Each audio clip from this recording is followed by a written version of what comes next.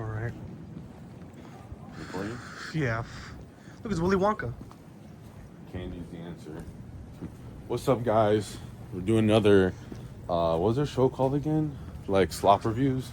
Now, today we're watching at the Music Box in Chicago. 75 millimeter. Project Hail Mary. This place looks dope. Can I finish my dart? Yeah, sure. You want to hold it? Because the thing is, I've realized, like, I think the best theaters are... Oh, look, we even have the poster right here. I think the best theaters are, like, these, like, smaller theaters in the city. But we'll see. We'll see what's going on. But, yeah, Project Hail Mary. I think this... I don't know if you know, but this is directed by directed by with Lord and Miller, the guy who did what did they do? Oh, The Martian. The Martian. They directed the Spider-Verse movies. Oh no, wait, did they do them? Oh no, the guy who wrote The Martian. Oh, The Martian. Who's in that? Isn't Matt Damon. There you go, Matt Damon. And then the Lord and Miller guys, they also did Lego Movie, the Spider-Verse movies. I think they wrote the original version of Solo, but then they got taken off. But, you know, we've been hearing that this is a good movie, and so we're going to see it in 75 millimeter. It says right here. So we're going to go in there, we're going to see what happens. We just need to have them... Remember, don't smoke, kids. all right. Dude, that dude look like Kirk. Dude, wait, Kirk from Star Trek or... Anyway, speaking of Star Trek and all this stuff, so we got out of Operation Hail Mary. You know, earlier we showed you we were watching at the Music Box. We watched a 70 millimeter print. So, Nick, what'd you think about it? What do you think about the movie?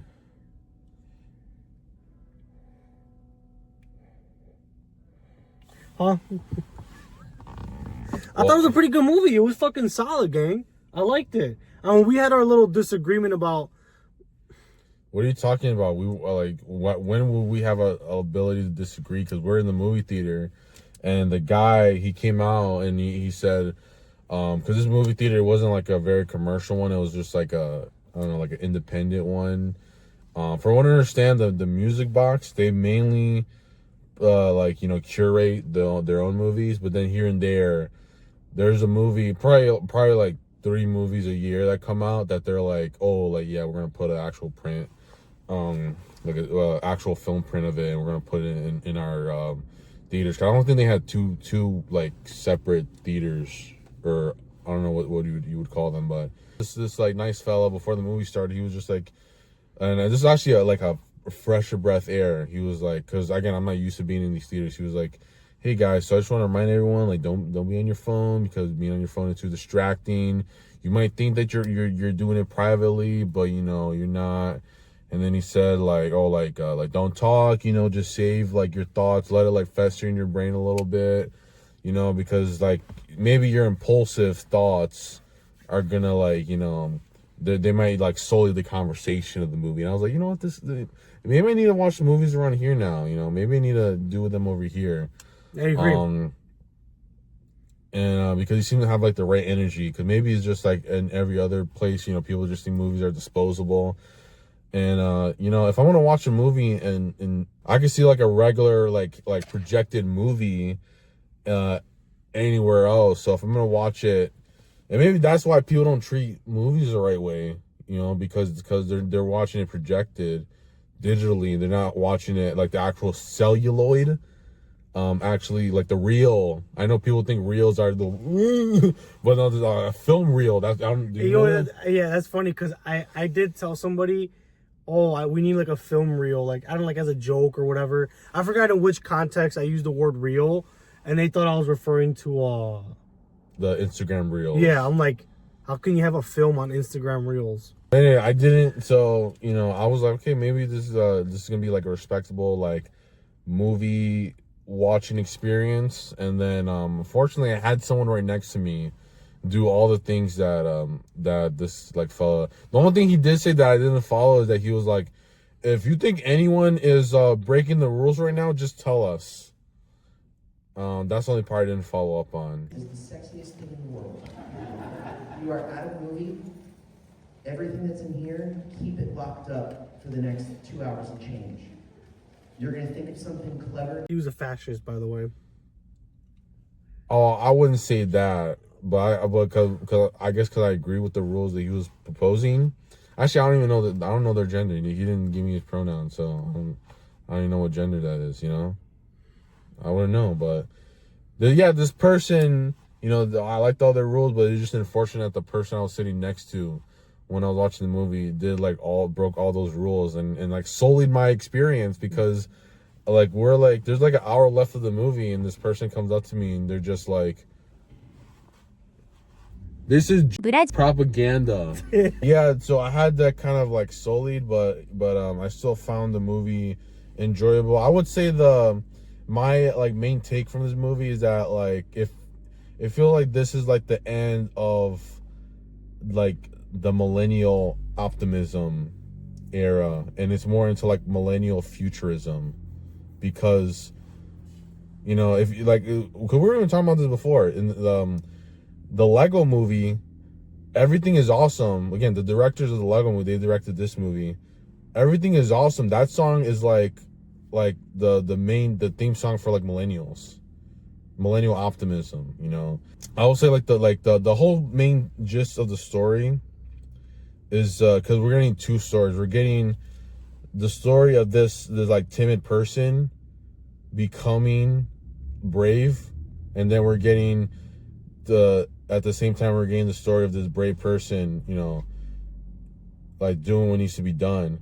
But then the subversion or the unexpected part is that you realize that, okay, no, this person never became brave. Like they never what was his name? Grace. I don't know what that's supposed to mean in the story. I was gonna say Dave. I don't know. It was Grace. I don't know what his first name or his first name was, but Grace, this Ryan Gosling character in this movie. He never really he has the potential. You know, he's the potential man in this story.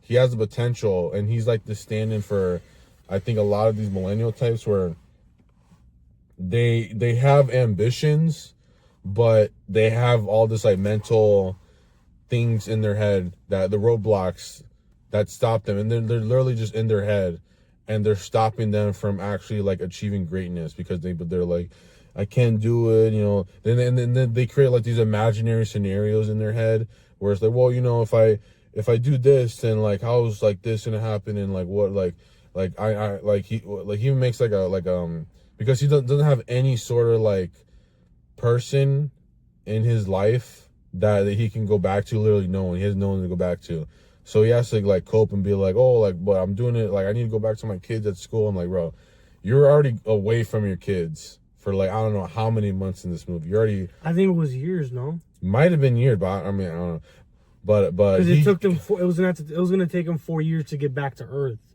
So all those kids are probably like graduated from. No. I'm talking about when they tell him that he needs to go on the ship. Because he wasn't initially going to go on the ship. It was going to be the astronauts. Well, it was like one astronaut, one engineer, one scientist. Astronauts. Well, if we want to get into that, I guess that was like at the beginning I wasn't really enjoying it because I feel like I like space stuff when it's like when it was from that retro futurism era, like Star Trek, where, you know, it was before everyone knew everything about space or what we think space is. And now a lot of I think this the person who wrote this book was the guy who wrote The Martian. I haven't even seen this movie. I'm not like him where I talk about movies I haven't seen. Boom.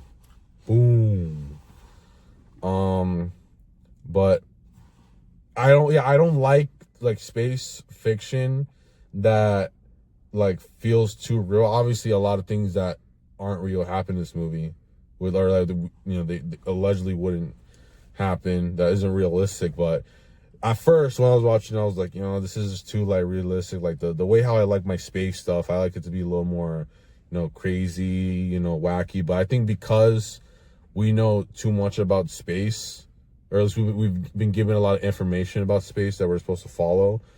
That kind of sullies it. So again, that's why I kind of like, like Star Trek type, sci-fi from the space age, when again, when they were more optimistic. Because now every time you see anything about space, the whole idea is like there's nothing there. There's nothing out there. So what recent space movies have you seen? The most recent one I've seen, I don't know if you know this, it was called Star Wars Episode 9, Rise of Skywalker. That was the last one that I saw that had to do a lot with space. Yeah. But I'm talking about in general. It seems like a lot of space fiction can't make stuff up in where they can't have like. Oh wait, no, fucking Alien or Alien, what was it called? We seen that together. Oh yeah, Alien Romulus. There you go. I was gonna say Covenant. I don't know why. But even then, that has to. That's like IP. So all the fun space ones are the only ones that really exist are the ones that are fun, at least still, are the ones that exist from like an older IP from like that space age era, post space age a little bit, because Aliens was like 879. Those are the only ones that are allowed to kind of do space, but they already have their idea of space. So it's like fine. It's like, oh yeah, well, that was what they thought space was gonna be, but now it's that it's totally far removed. But like, if we're talking about like a new IP, like just calling things IP. When we're talking about new things that exist, new space things, I feel like they think that they need to follow like the canon of like space as we know it from NASA or whatever. So that's why I like. In the beginning, I was like, okay, I can't really, and I'm not really a space guy either. Like literally, like, it's not a LARP. Like, that space thing doesn't impress me. But I will say the one movie this did remind me of, which was one of the few space things I like that are like kind of realistic, is like 2001. Like, it did kind of like throw some of those visuals, but it wasn't really as like esoteric as that movie was. I don't know. What do you think the symbolism of this movie was? I think the symbolism. I mean, do you want to get into the racy stuff? But there was no racy things in these movies. No, well, because I said I would say it was propaganda, because it's predicated on this idea that like that we need to have faith in our scientists to fix the Earth.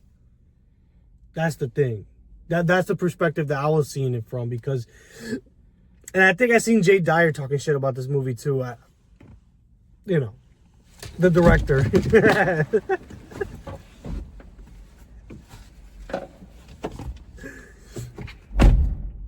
But yeah, so I think if it was Jay Dyer, I think he said something about this like director being like an atheist or some shit. I can't remember, but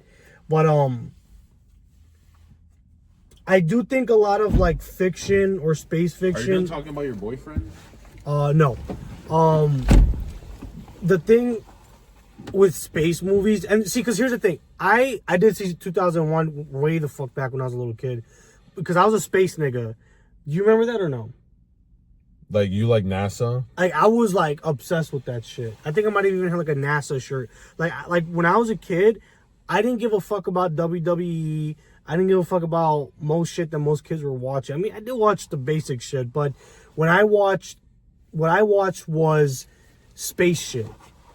Discovery Channel. I think even Ancient Aliens, that was on History Channel. So I'm watching all this shit, and I'm like, I'm looking towards the stars for like, oh my God, like our future's gonna be in space. We're gonna be like, I thought that by now we would have already been on Mars. Weren't we supposed to already be on fucking Mars already?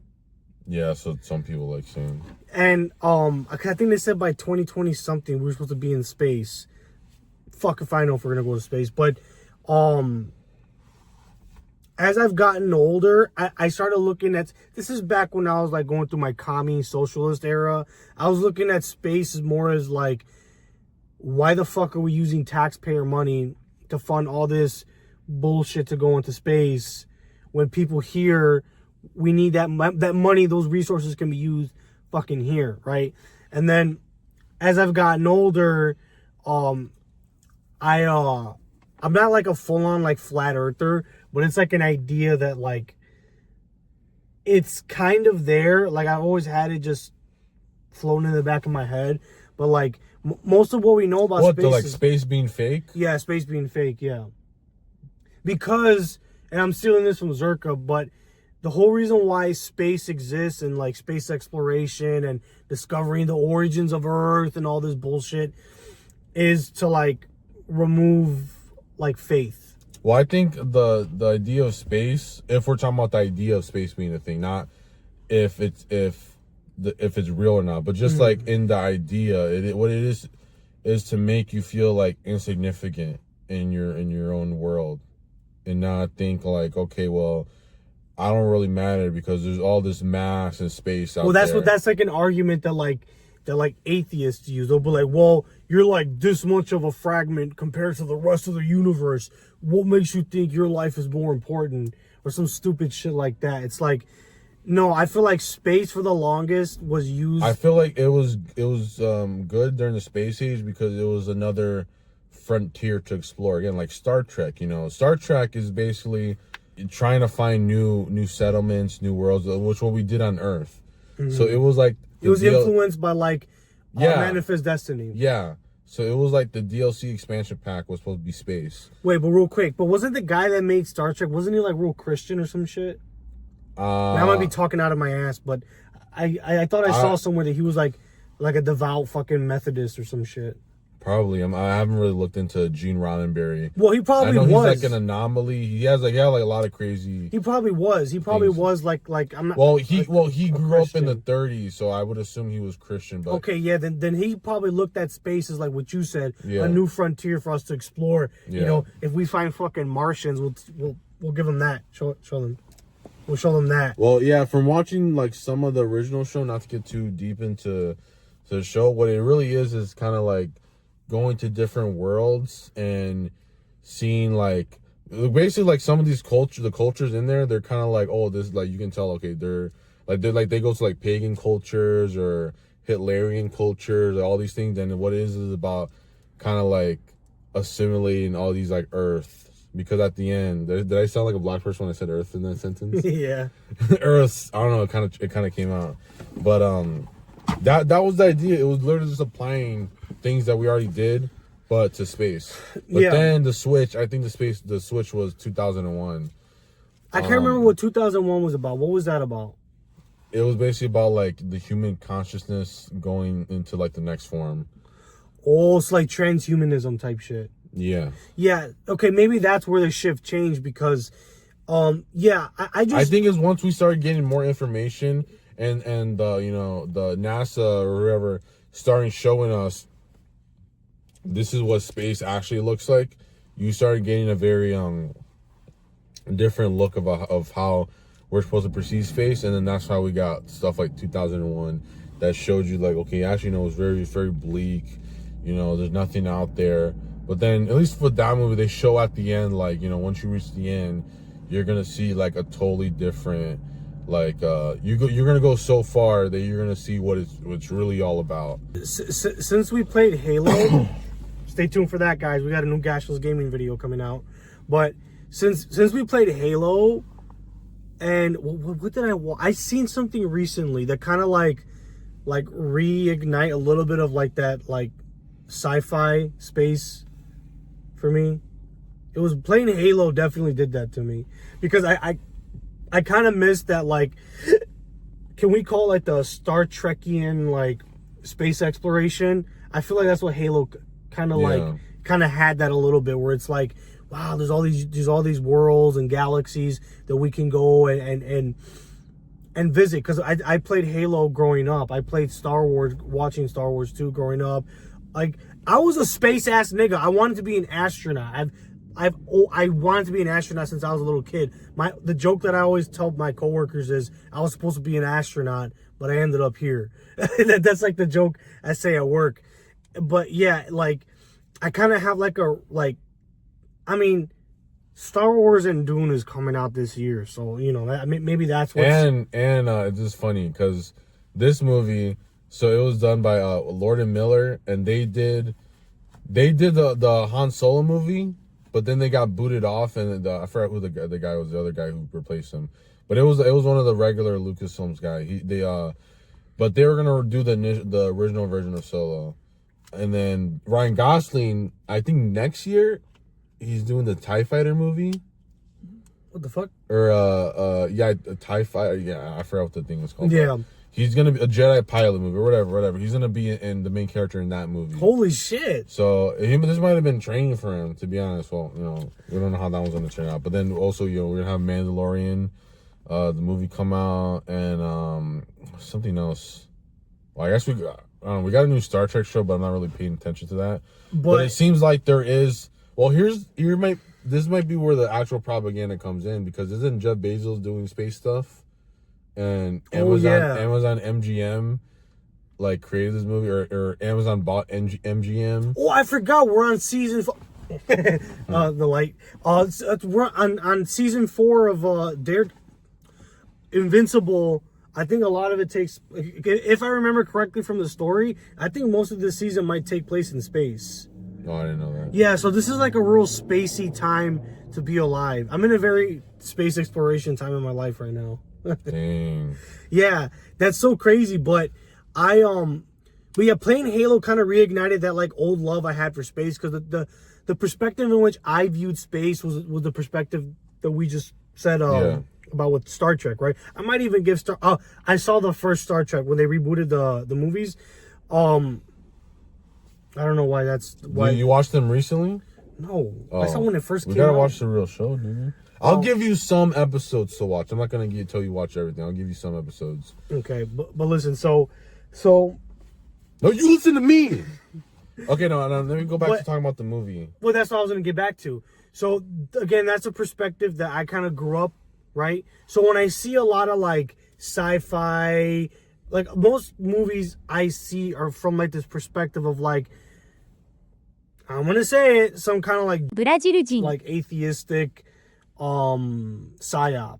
Because again, the movie's about this guy who goes out into space and he's trying to get this substance to save the sun, because the sun's supposed to blow up, right? Like, to be honest, I forgot like what the whole like plot was. Like I forgot how the plot even resolved. Like, cause I wasn't really paying attention to it. And honestly, I don't know if it was a theater, but like there were some parts of the dialogue I couldn't fucking hear. Like, I don't know if it was the mixing or just the speaker. Cause I would assume the sound system at this theater would be pretty good, but it might just be the mixing. Cause there were some lines like I did not fucking hear, or maybe the accent was too thick. Cause there was one line when he's talking to this German lady that was supposed to keep him in the program or whatever, and he asks her like, "Oh, do you believe in God?" And she says something, but like I didn't literally. I couldn't hear it either. I couldn't hear it. Like, maybe it was done on purposefully. Oh my god. Maybe no. There's even sometimes when Ryan Gosling says something, and maybe it's because he's doing like that like derpy voice of his, where it's like, what did you just say? Like I didn't know what he just said. I hate Canadians. Oh, it was because maybe the Canadian accent is too thick for me too. Yeah, maybe. Yeah, because some Canadians, I don't know what the fuck they're saying. Yeah. Like Jordan Peterson, if you ever listen to his old fucking his old lectures.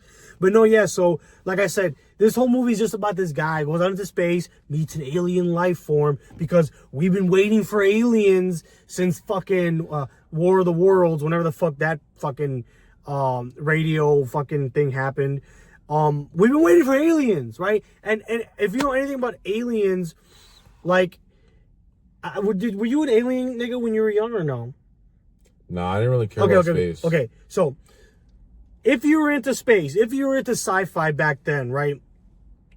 We were all like waiting for the day that one day there's gonna be fucking aliens that are gonna come down, and what if they're smarter than us? What if the aliens do to us what we do to cockroaches and flies? You know what I mean? That was pretty much what niggas were saying back then. And then it's like, nothing ever happened. But one thing that we know is, if you're a Christian, they're fucking demons. They're obviously fucking demons, because like what those guys did at History Channel was kind of like tell us like, oh yeah, these aliens they have so much more intelligence. Look at the Aztecs, look at the Anunnaki, look at the Greeks and the Romans. They spoke of these beings with higher intelligence coming from the heavens and coming down to man and teaching them math and rhetoric and fucking astronomy and astrology and magic and all this bullshit. But if like, okay, the way that the Catholic Church doesn't look at the Book of Enoch as canon scripture, doesn't mean that everything in it is bullshit. But in the Book of Enoch, they talk about like these gods, these fallen angels, right? The watchers coming down from heaven, and corrupting mankind by teaching them all the bullshit. All the women that had the kids with these fallen angels or gods, they became mermaids, and then the fucking babies were the titans and whatever the fuck, right? So the Book of Enoch, even in the Orthodox Church, like they always say the same thing where they're like,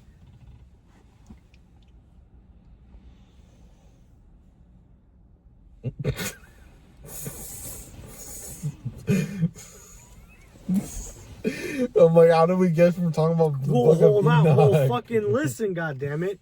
Now you made me lose my fucking train of thought. Oh, so they talk about these aliens coming down from heaven and whatever, teaching mankind all this shit. So if you're coming from a Christian perspective, you know that these are fallen angels or demons that are teaching mankind all this bullshit. So the people that are higher up that know that Goyim will like believe fucking anything, right? They put this in the movies. They put this in the movie because who helped Grace figure out the little bullshit fucking substance that he needed? The little alien guy, Rocky. Yeah, but the way how it's treated like this in this movie is that both of these people, they have like almost the same level of like knowledge that got them to this point, because both of these ships, they're stuck at where this like line is that's killing the sun. So they both use their different resources to help each other out. And then yeah, but they're still working with aliens. That's the point that I'm trying to make. No, well, at the end, what he does is he goes to their place and he's gonna teach them his knowledge. He's not learning from them. Yeah, but he's teaching them about Jesus Christ. Probably, yeah. It's just he's teaching. They're not. He's literally the teacher. He dominated over them. All right, so. I don't know if you understand that. I understand that concept, but it's still a subversion to make you think that there's this alien life form that's going to come and we can work with them. Either we work with them, whatever the fuck. Any kind of dealings that we have with aliens is just a fucking subversion to make us fucking deal with fucking demons. So we could do their fucking dirty work so they could get the third temple on fucking Jupiter. Or Saturn, excuse me. No, I think you think of it more as like an analogy. So everything is analogy. Everything is an analogy. Yeah, so apply it as an analogy. Don't try to take it literally. It is a literal analogy. No, you just gotta. Everything is a subversion. The fucking Sith are the Catholic Church in fucking Star Wars. That's literally what they are. Okay, but we're not talking about Star Wars. We're talking about Project Hail Mary. I understand that, but what I'm saying is that the perspective from which I saw the movie was a subversion to make fucking Goyim like you think. Steve! I'm excited! Yeah, that's what it is. That's exactly what it is. Like Sigmund Freud would tell you to go masturbate and shoot your ass up with cocaine. I don't, didn't you also say that you love your mother or something? Some stuff like that, or that? Yeah. Well, I don't know. Some people just be saying stuff sometimes. Because I can't, I don't know if I think you're kind of being like the unreliable narrator in this scenario. How am I being the unreliable narrator? It's a good fucking movie. Because you said that you saw the movie, but like, I saw it from a different perspective. Well, it's like you didn't have your eyes peeled to the screen because I saw you were on your phone. Dude. Are you going to say like, oh, I knew it was Jewish propaganda, so I need to look at ass on Snapchat? No, I'm just saying, it's not that hard to pick up. It's not that, how much of a stupid fucking Goyim Well, it's like the what's it called? The IQ thing where it's like if you're low IQ, you're going to be like this, and then you're high IQ, you're going to be like this, or mid-range, and then if you're low range, you're gonna be or high IQ, you're gonna be in the same opinion of the dumb person and the smart person. And I think you're mid range because you just found out about the third temple like 2 minutes ago. I've always this nigga. Okay, we're done. So I think you're fucking sense. I've always known what the fucking third temple was. What the fuck are you talking about? Well, it's because you think that you're because you have this knowledge that is no, you're just doing some stupid psychology, like some psychoanalysis shit. You just don't like the fact that this. I'm not saying the movie's bad. I like the fucking movie. I'm just saying that the movie it's so fucking good that it's subverting you. Okay. Then. And then you're, oh, but it's white excellence. The fucking white guy saw. Yeah, he saw the fucking thing because that's what the fucking. So we gotta stick together. And then fast fucking forward when Gavin McGinnis, your fucking boy lover, is like, oh, well, Jews are actually white. And then the Jews are like, oh, actually, we are like white people. We're very similar to white people, just exactly fucking like them. And then when they shove it up your fucking ass, you're gonna like it. Because you're getting fucking raped by some fucking white guy named Ryan Gosling. Well, I don't think the problem with this movie is that it feels like it's also pandering to like it kind of feels like it should have been a kids movie, but because that's what is it PG-13 or R? Yeah, but it's like I don't know what it is. I think what it is, it's like this like the whole movie's like Quirk Chungus because you haven't even talked about all the freaking comedy, subtle comedy. Because I think with millennials, their whole existence is just having quips. Thanks to Joss Whedon, their whole existence is just talking in quips all the time. And it's kind of like the most overwhelming part, but it could have worked maybe if it was a kids movie, but it's not. This is meant for like millennials. This is about like uplifting, like because you don't understand, like millennials don't like they don't even understand the concept of God anymore. Yeah, I know that. You think I don't fucking know that? So they need something to ease them in. Yeah, they need something to sedate themselves before they fucking kill themselves. Like those fucking astronauts in the movie. Oh, I don't want to suffer. I'll just fucking kill myself. I don't want to fucking fix my life. I want to take fucking SRI and birth control. Well, the idea was that they were already getting sent out on like a death mission, like a kamikaze. Yeah, we're all sent out on death missions. We're in the middle of a fucking death mission right now. Well, no, I think it's just that the idea is that they knew that they were gonna like have this fate, and all the other ones were like at least putting on a brave face, but he was the only one that was like he's like the one millennial that likes Nick Fuentes. Like that would be like the equivalent. How? Because he just does it. He just does what he has to do, even if it costs him his life. No, he doesn't. That's literally the point of the movie. Oh, I forgot about that. They fucking. See, you don't even know what the fucking movie was about. I forgot they fucking. Do you even know there's two different narratives happening? I thought it was about some. It's like Kamen Rider Kiva. You probably haven't fucking even seen that show. No, I haven't. I'm glad I haven't watched it either.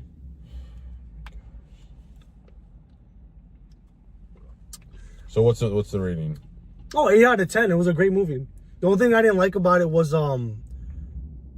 I would say 7. I think the quips was like the most annoying part. There you go. The quips was probably the worst. It would have been good as a kid movie, but it obviously wasn't because it was kind of dealing with a subject matter that would be more relatable to like millennial adults. So that's kind of why it feels like it should be like for an older audience. But that's because millennials are kind of like developmentally, what is it, like Arrested Development? Like they're stuck thinking.